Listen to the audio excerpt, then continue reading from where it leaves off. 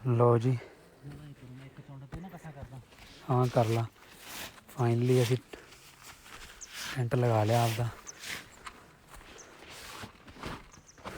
ਦੇਖੋ snow line ਹੈ ਅਤੇ ਕੱਲ੍ਹ ਅਸੀਂ ਇਹ ਧੌਲਾਧਾਰ ਰੇਂਜ ਆ ਜਿਹੜੀ ਆ ਨਜ਼ਰ ਆ ਰਹੀ ਹੈ। ਕੱਲ੍ਹ ਇੰਦਰਹਾਰ ਪਾਸ ਜਾਵਾਂਗੇ। ਵੈਦਰ ਕਲੀਅਰ ਨਹੀਂ ਹੈ ਹਜੇ, ਕੱਲ੍ਹ ਦਿਖਾਵਾਂਗੇ ਤੁਹਾਨੂੰ ਇੰਦਰਹਾਰ ਪਾਸ ਦਾ।